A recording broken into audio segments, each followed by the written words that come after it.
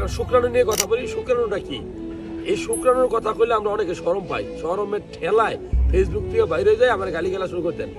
আরে ভাই, এই যে আমি আর আপনি, আপনার বাবা, আপনাদের সবার জন্ম এই শুক্রাণু থেকে। এই শুক্রাণু যদি ঠিক মতো না থাকে, যদি তাজা না থাকে, ফুর্তি করে লাভ নাই। 10 তলা বিল্ডিং অন্য মানুষের খাইব। সো শুক্রাণু নিয়ে জানতে হবে। শুক্রাণু তৈরি হয় অন্ডকোষ থেকে। টেস্টোস্টেরন হরমোন আপনার অন্ডকোষ থেকে শুক্রাণু তৈরি করে। এই জন্য টেস্টিস খুব গুরুত্বপূর্ণ, অন্ডকোষ খুব গুরুত্বপূর্ণ। অন্ডকোষের কথা হলে আপনি শরম পান। অন্ডকোষে হাত দিবেন, বিচি আছে কিনা দেখবেন। অনেকের বিচি থাকেই না, উপরে থাকে, এদিকে আনডিসেন্ট টেস্টিস বলে।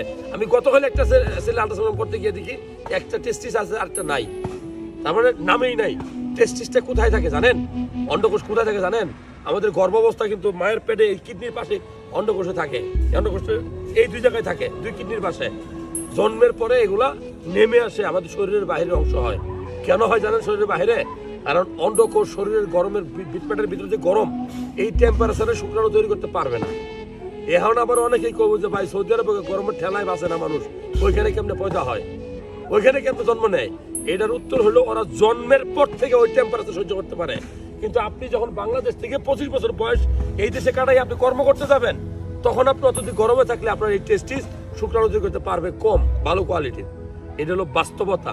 এক একজন তো বরফে থেকে বড় হইতেছে, একজন মরুভূমিতে বড় হইতেছে। আমি যেই টেম্পারেচার বড় হচ্ছি, আমি আমাদের দেশের মানুষের জন্য কথা বলছি। শুধু চিল্লাইলে তো হইব না ফেসবুকে আইসা।